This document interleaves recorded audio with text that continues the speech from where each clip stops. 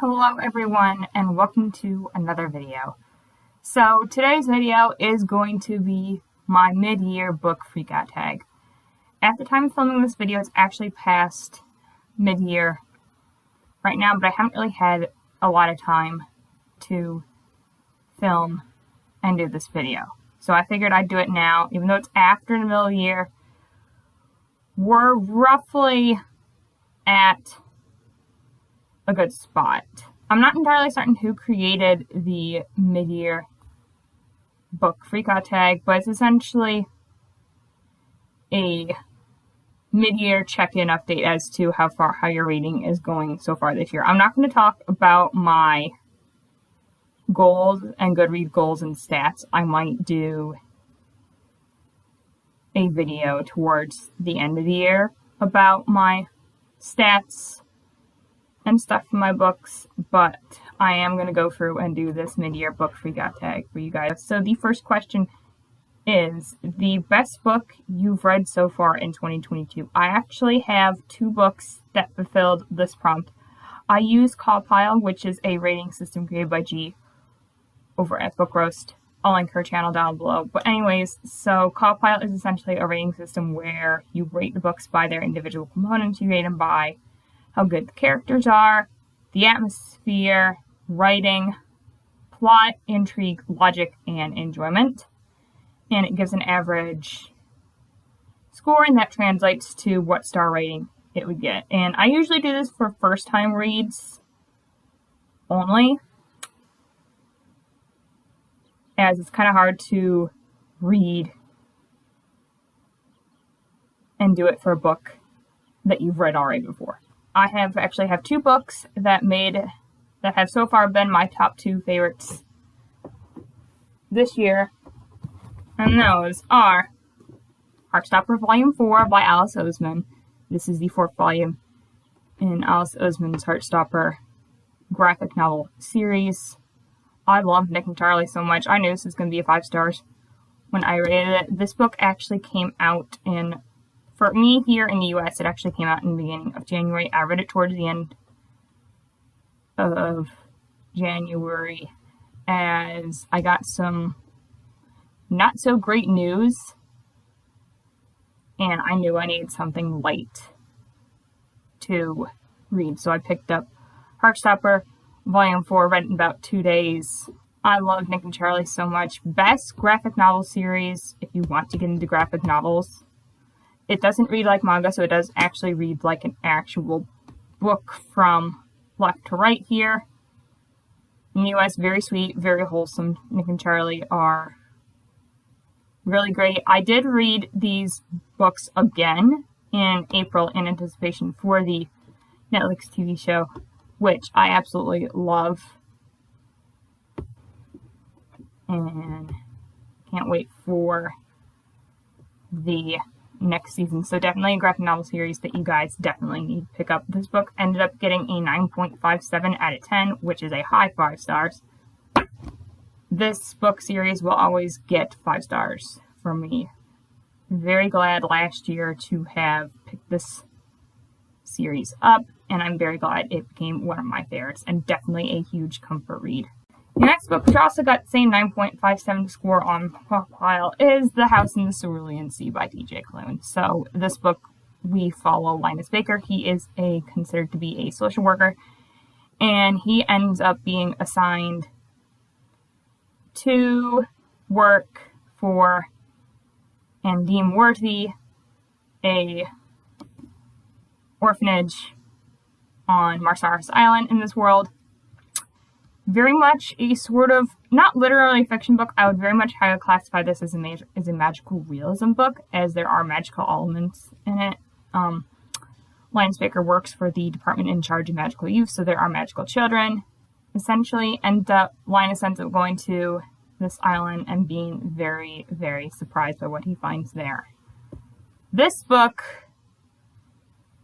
is honestly one of the best books I have read, probably maybe in my entire reading career. I loved this book. This book will be mentioned more times throughout this mid-year book Freakout tag. I ended up loving The House in the Cerulean Sea. It is a really, also another wholesome read, while it's almost 400 pages. And it's a very, slow-paced book. It reads quite quickly. And it's very easy once you start reading this book to get sucked into the world. You are going to, if you haven't read this book, you are going to absolutely probably fall in love with these characters as much as I did. TJ Klune also writes LGBTQ plus books, so this book does have LGBTQ plus representation. I read this book back in February. Absolutely loved it. And then I reread this book rather recently, actually in June for Whatever-a-thon, as it does have LGBTQ plus representation, and that was what I was feeling to read at the time for one of the prompts. Very much a comfort read, very much a new favorite read. TJ Klune now has become one of my absolute and all-time favorite authors. As more than one book I've read from him has gotten 5 stars from me. So, if you haven't picked up The House in the Cerulean Sea yet, this is your recommendation to do so. You guys will not be disappointed. Question number 2. The best sequel you've read so far in 2022. And the best sequel that I've read so far in 2022. I've read quite a few sequels in 2022, but in terms of Call Score as to which is how I created the answers for these questions, the best book that I've read in 2022 that is a sequel is Heartstopper Volume 4 by Alice Oseman. You can say this is a sequel as technically it is the 4th volume. So it's definitely a sequel there. It did get 9.57 on Call Score. The only 2 books to have gotten that score so far this year were The House in the Cerulean Sea and Heartstopper Volume 4, so this is definitely by far the best sequel that I've read so far this year. I have read some more sequels this year that have gotten a high rating, but Heartstopper Volume 4 has gotten the best rating, and it is the best sequel I've read so far this year. I absolutely cannot wait for the 5th and final volume that is going to be hopefully coming out in 2023. Question 3 is the best new release you've read so far in 2022. And the best new release that I have read so far in 2022 is Gallant by Miss V.E. Schwab. So I actually read this book in June for Whatever-a-thon, as it was a host favorite of that readathon. So in this book, we follow a girl named Olivia Pryor. She starts off the book off living in a sort of boarding school, as we find out very much in the beginning that she doesn't really have any parents, as her mother died. Anyways, she ends up finding a mysterious letter that sends her to her mother's home of Gallant, and it kind of takes a turn there. It's quite dark, at least towards the second half of the book, and when I read this book, I think it got a 4.5 out of 5 stars for me. I love Victoria Schwab. She's one of my favorite authors. Her books are really compelling books, but she writes more like a whimsical and magical realism type books, even though some of her books you wouldn't really classify as that. Her writing is very not lyrical, but it sucks you in. And one of the things that I really like about this book is, so this book has journal entries. We find out that Olivia's mother kept a journal, and it's what Olivia reads for comfort and to learn more about her mother. But through this story, there are journal pages and sort of pages that look like ink blots that are drawings. We find out later who those are written by and sort of what Gallant actually is. So this book is actually a portal fantasy, which is really interesting because I do love portal fantasy books that suck you really into another world and take the main characters into another world. I think are really, really cool books. Not a 5 stars from V.E. Schwab, but 4.5 stars nonetheless. A very good book, and one of the best new releases that I've read so far in 2022. Now, question number 4 is most anticipated release for the second half of the year. I have 2 books that are my most anticipated releases so far this year. And the first one actually comes out in about 2 weeks, and that is Heatwave by TJ Klune. So this is the third and final book in the Extraordinaries trilogy by TJ Klune, which essentially follows Seth and Nick. So we find out we're in this city in which there are these people known as Extraordinaries, and they have, of course, superpowers. So it's sort of like Marissa Meyer's superhero story, except it's not a like a villain or an origin story as this. This one is definitely more heroes and villains, sort of more so on the like Marvel and DC side of superheroes and supervillains. Another TJ Klune book, so definitely queer. So I'm really looking forward to reading this book. I'll hopefully be reading this book towards the end of July / the first week of August. And my second most anticipated release, which comes out in September, is Amari and the Great Game by B.B. Austin. So this is the second book in the Supernatural Investigation series by B.B. Austin. It is rare for me for a middle grade book to get 5 stars from me, as I am not the target audience anymore for middle grade books. I absolutely loved Amari and the Night Brothers by B.B. Austin. Lots of magic. I felt the world was really cool. How the characters work for this agency and do investigations with other magical creatures, magical beings. Lots of magic in this book. The logic works really well. Amari is a POC rep character, and this book is also written by POC author, and I think we need more representation of that in books, and especially middle grade books in general. Very easy to get sucked into Amari and the Night Brothers, so I'm very highly anticipating being sucked into Amari and the Great Game, and hopefully probably it will be a 5-star read for me, as it is on my 5-star predictions list, along with Heatwave by TJ Klune. Question number 5 is my biggest disappointments. I have 2. The Hazelwood by Melissa Albert. I'm not going to entirely state why this book was a big disappointment for me, but this book is a portal fantasy, and while upon thinking about it, the portal fantasy world in this does remind me a lot more of the portal fantasy style in Gallant by V.E. Schwab. What really was a disappointment for me was I could not gel with the main character of this book. Very kind of really an annoying character to read. I also really didn't like the concept of this portal fantasy. Is it kind of like brought us into the portal fantasy quite towards the latter part of the book, and it was quite confusing. And normally in portal fantasies, they're not really supposed to do that, but it kind of really dragged towards the beginning half of this book. It really did drag.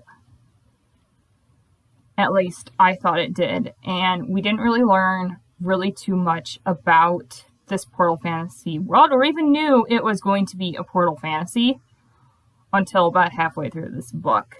And that's why it was kind of a disappointment for me. It is a series. I'm not entirely certain yet if I'm going to continue. I actually may end up unhauling this book, because I really did not gel with it, even for how short it is. It read very much young YA, and I think that's one of the other reasons why I really didn't gel with it, even though I do read middle grade, is it kind of... I couldn't really tell whether or not this book was supposed to be a middle grade or whether or not it was supposed to be a YA. It read very young. It had a lot of references to stuff I really didn't like. And I really just didn't vibe with it. So I did end up giving this book 3 stars. And another book which I gave, well, actually 3.5 stars. And my other disappointment is The Toll by Neil Shusterman. I read this book in March. The reason why I ended up not really vibing this book, I did vibe really, really well with the first book in the series. The concept of this book, as this is a sci-fi / dystopian book, the concept of the world at the time of reading this book, I really enjoyed.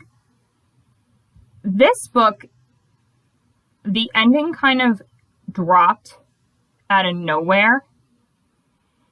And I thought when reading the first part of this book, the first half, I knew how it was going to end. And honestly, we got to the ending of this book and I was entirely confused. And I'll show you why. So this technically isn't really a spoiler unless you read it. Let me find it. Towards the end of this book, we see a table appear like this. Towards the halfway in the end of this book. And towards and throughout the book, what is going on in this table is never mentioned until this point. I mean, one could assume that that's what they're working towards in the other beginning part of this book, but it's not really introduced that is what they were working on until here, and I didn't really vibe with it. I felt like it was been a much better of a story had Neal Shusterman decided to talk about that towards the beginning, as it kind of took away from the plan that I thought these characters were doing. It kind of really took away from that plan. And I am a person who likes knowing things, and because I really couldn't pick up on that, while it did have high enough intrigue until the end, I felt like this ending of this book wasn't worth it for the entire series as a whole. While things were resolved, I thought that the ending just kind of wasn't the best ending that I thought that Neal Shusterman was going to end with this book. For how big it is, I thought the ending of this book was going to be a lot better. That's why it did get 3.5 stars for me. But still, I did rate it. I'm very glad that I did finish out this trilogy. Bear in mind, if you guys haven't read this trilogy, the ending of this book, you're either going to love it or you're going to hate it or not very vibe well with it. The next question is question number 6, which is the biggest surprise. So there are actually 2 books that I'm putting in this category list, and those are Him by Serena Bowen and Al Kennedy, and Us, also by Serena Bowen and Al Kennedy. So the reason why these books are considered biggest surprises for me is these 2 books are sport romances. And while I'm not very much a big sport watcher, I have watched essentially a couple of anime shows, Netflix anime shows, about sports that I really enjoyed, which were Free Iwatoba Swim Club and Yuri on Ice. Both those 2 animes, top tier sports animes that I've seen so far. So I figured, why not read a book? And I figured a sports romance would probably be the best way to go. So these 2 books is a male-male sport romance between essentially 2 hockey players. It's a friends to lovers romance, which is why I figured I would like it. I didn't really vibe well with the first book, as the romance in it, I kind of really wasn't vibing with it as well. Definitely the second book is when the romance not necessarily picked up. Well, it kind of did, but I enjoyed it a whole lot more, and that's because I love when the romance definitely shifts from friends to lovers, and they end up really caring and loving each other. It makes the relationship so much better, and that's entirely what happened in the second book, which is why both of these books are considered the biggest surprises. Question number 7 is favorite author of 2022. And it's going to be no surprise to you guys that my favorite author so far for 2022 is TJ Klune. As this year I have read Flashfire, second book in the Extraordinary series, The House in Cerulean Sea, Under the Whispering Door, which gets mentioned later, and Wolf Song by T.J. Klune, another book that'll get mentioned later. And this year in 2022, I'm hopefully going to be reading Heat Wave by T.J. Klune. All of these books that I've mentioned so far by T.J. Klune, they're either 5-star predictions, or I've actually given them 5 stars. I have yet to read a T.J. Klune book that I have given less than 5 stars to. There are a couple other series by T.J. Klune, which I hope and definitely finish. I'm definitely hoping to finish his Wolf Song Quartet. I'm hoping to definitely read Lightning Strike Heart Quartet as well. And a couple of other novellas and books he's written I definitely hope to read. But definitely T.J. Klune is one of my favorite authors. I love how every single one of his books has LGBTQ plus representation. I love his writing style. He can be quite serious at times, but he can also be quite funny. He writes romance between characters really well, but knows when to step away. And yeah, he's one of my favorite authors. The question number 8 is newest fictional crush. So, fictional crushes for me, I don't particularly have. But I have read a manga volume this year in which this fictional crush actually isn't new, as I have watched the anime to which this manga is from. That manga is Fullmetal Alchemist by Hiromu Arakawa. I love Fullmetal Alchemist and Fullmetal Alchemist Brotherhood. I am the reading alchemist for this reason. This is one of my favorite anime. You could say that Edward Elric is my fictional crush, but actually, my fictional crush is Edward's younger brother by just 1 year. I'll post a picture because it's going to be easier, is Alphonse Elric. The reason why Alphonse is more of a fictional crush for me is, if you haven't seen this anime series before, it's essentially about these two brothers, Edward and Alphonse Elric. They live in the country of Mestris. Their father left them a while ago, and their mother ends up being sick and dying, and all they want to do is they want to see their mother again. And their father was a pretty high in terms up in the alchemy world, and so far they learned from his books how to perform and use alchemy, and they decided to perform the one taboo, which is human transmutation, also known as bringing somebody back from the dead using alchemy. In the process, Edward Elric ends up losing his right arm and left leg, and his brother actually ends up losing his entire body. Edward essentially returns his soul to a suit of armor and binds it to it, and therefore in this manga series, we really only see Alphonse Elric as a soul. And in terms of what I look for in terms of my relationships, I'm more attracted to somebody's soul. And that is why I'm really, really attracted as a fictional crush to Alphonse Elric, is we only learn him as a soul, as a younger brother, as a caring and dedicated younger brother to his older brother Alphonse, to his older brother Edward. And that's really why he's a fictional crush for me. Question number 9 is newest favorite character.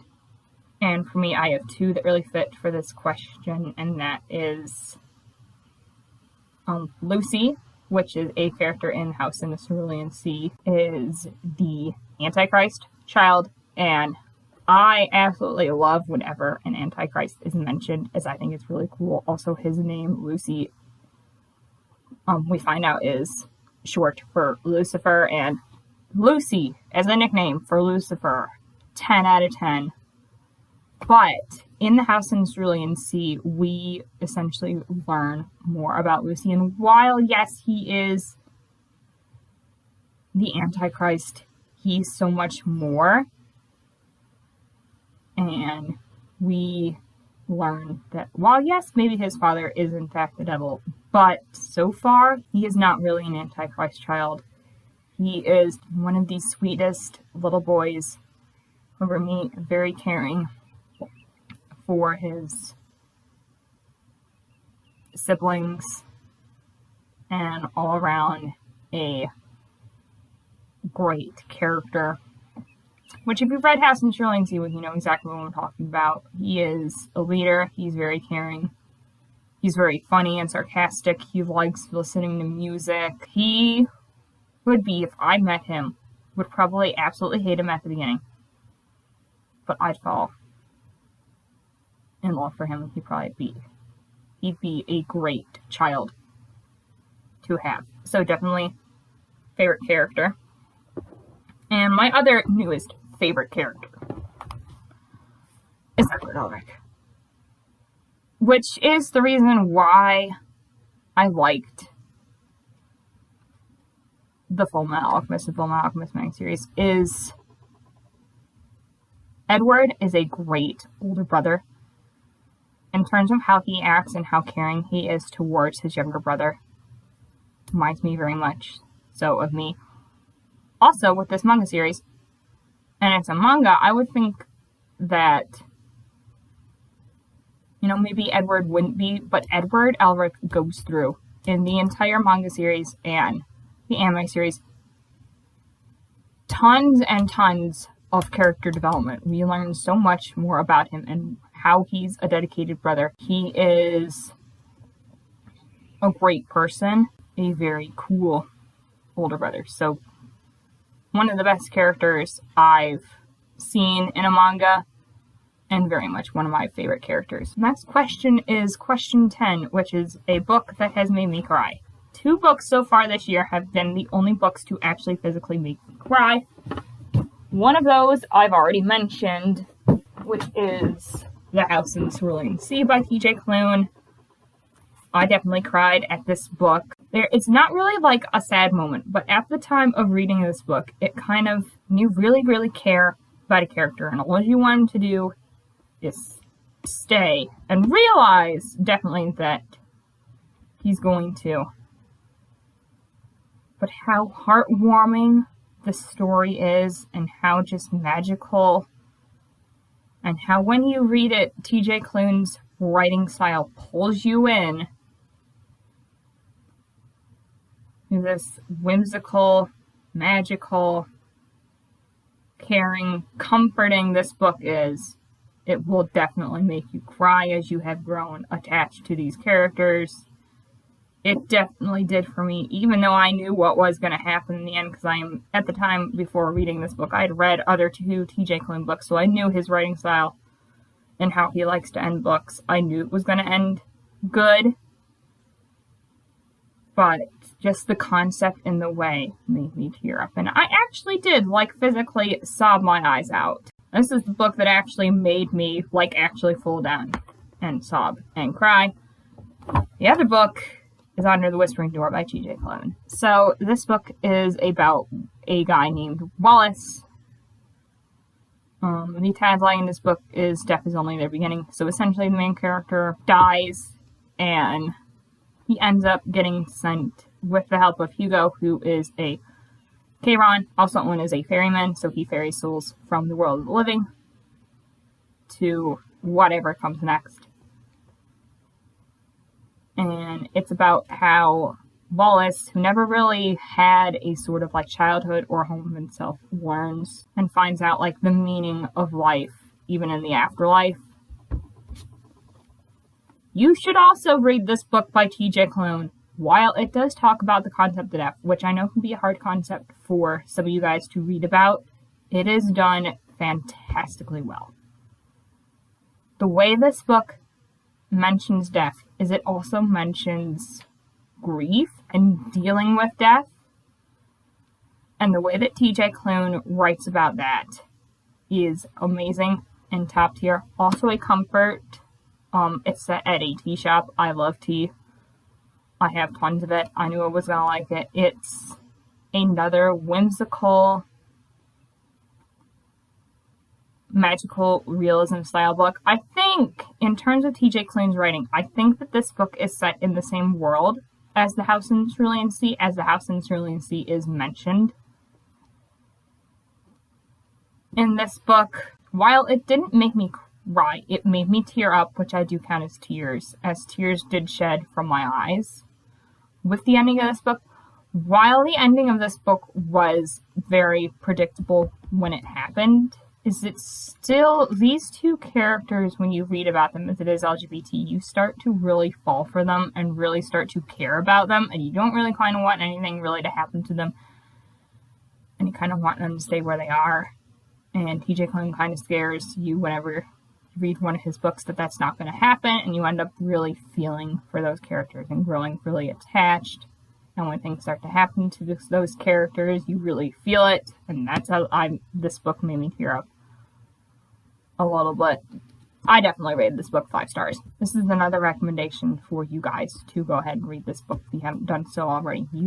Question 11 is books that made you happy. So I have 2 books for this. I own one of them, but I don't own the first one, which is Wolfsong by TJ Klune. So this is the first book in TJ Klune's Green Creek series. So it's essentially werewolves, which I have read Twilight. I couldn't really care much for Edward and the vampires. While I do like vampires, I found out really with reading this book that this book is what I kind of wanted Twilight to really be. I'm very glad I read it. It is also LGBT, and as so far I've done a little bit of research into the other 3 books. Definitely queer. More than one character is, which is excellent when that happens. It's just the relationship between our 2 main characters is so deep and so much friends to lovers, pining, found family, which, if y'all know me, House in Cerulean Sea, Under the Whispering Door, they're books with the found family trope. I love the found family trope. Those are the books that are going to make me really happy, and I'm glad this book did. I'm glad this book gave me 5 stars. While it did take about 5 days for me to read, it did get 5 stars from me, and I'm very excited to continue with that series. The other book is The Girls Are Never Gone by Sarah Glenn Marsh. So this book is a paranormal fiction book. And the reason why this book made me happy is a quote. Just one quote. Now, that may be an interesting reason to make this book happy, but I'm going to read this quote out to you. In this book, the main character ends up going to this house. She is essentially we'll call it a ghost hunter. And the house that she ends up going to ends up being haunted. And it's essentially her summer trying to essentially figure out what happened to the ghost and try to figure out what's happening and, of course, get rid of the ghost. So here's the course. Okay, of course I have deer, but we have a secret weapon. Kathy says, a hint of pride in her voice. She turns to us and pulls something from the pocket of the oversized cardigan. A baggie of fine white powder about the size of her hand. She walks towards the front door and begins sprinkling some in a line across the threshold. Is that salt? Quinn asks, surprise evident in her wide eyes. That's right, to keep unwanted spirits out of the house. Color creeps into Kathy's cheeks, darker than the blush she wears. It works for the boys on Supernatural. I can't hold my laughter any longer. Quinn glances sharply at me, concerned, but a dam has burst inside me and I have to let it out. Even Kathy is scared. Trying fictional ghost protection she saw on TV. If only the Winchesters could see us now. This book made me happy just because of that quote. This book is a paranormal ghost hunter story. And to have number one, probably my all-time favorite TV show, mentioned in a book really made me happy. I've never had a book done that, where it mentions other TV shows. I've had it where it mentions other books. That happens, quite frankly, all the time, and especially with some authors. But I've never had a TV show mentioned. There are other TV shows mentioned in this book too. But to have my probably top tier, absolutely favorite TV show mentioned, 10 out of 10. It didn't end up getting 5 stars for me, but it did get 4.5. Very happy to have read it. Absolutely one of my top tier favorite quotes. When I read it, I was kind of bursting out laughing, and I'm like, I can't really comprehend why this is in here, but I love it. So yeah, definitely made me happy because of that quote. Question 12 is the most beautiful book you've bought so far this year or received. The most beautiful book that I have bought so far this year is Lore Olympus by Rachel Smith. So this is a modern day contemporary retelling of Hades and Persephone, a Greek god myth story. This book is stunning. I love the theme of the cover, which is the bisexual flag, very cool. Oh gosh, I just passed one. The colors in here, they're very, very beautiful, very vibrant. I love it how definitely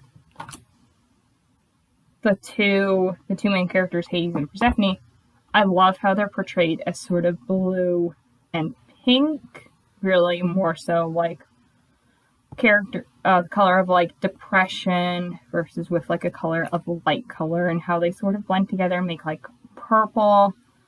I really love that and how beautiful it is. Also, the back is gorgeous. I absolutely love the art style and the color choices in this book. I'm a big fan of the color blue. Very much the prettiest book I have bought so far this year, as I did buy this book myself. And finally, question 13. Books I need to read by the end of the year. I'm just going to list these books here, as I have quite a few books that I want to read this year, so I definitely will read, and most likely definitely read, Heatwave by TJ Klune in the very near distant future. The other book is Amari and the Great Game, which comes out in September. We'll read this year. We'll probably make a dedicated reading vlog for it. The next book is Lightning Struck Heart by TJ Klune. Klune, definitely one of his other quartets. This book, LGBTQ+ magic, sort of dragons and quest style book.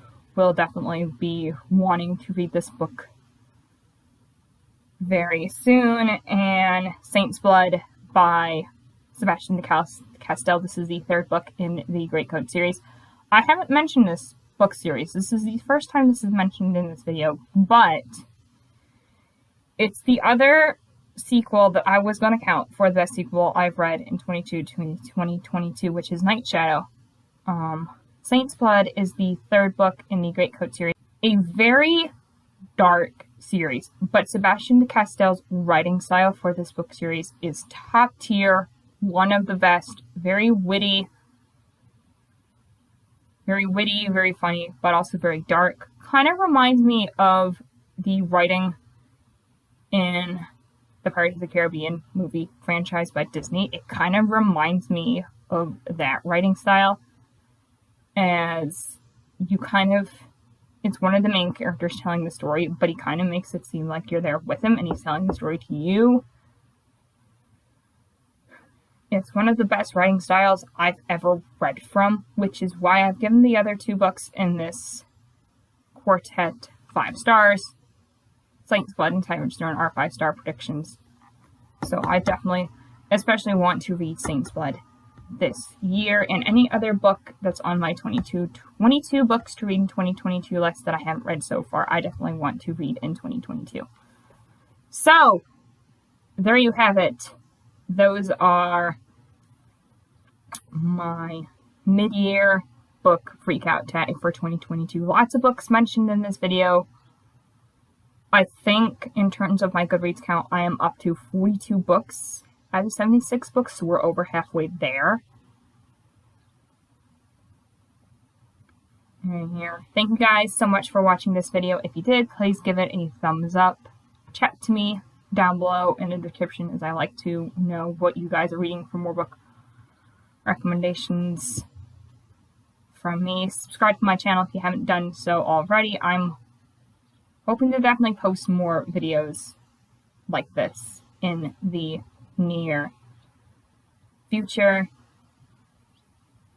Down in the description box, you will also find a link to my email if you want to send me an email and stuff through there. There's also a link to my Amazon wishlist and my Storygraph account if you want to follow me on there and really keep up with the books that I am reading, as I use it more than Goodreads.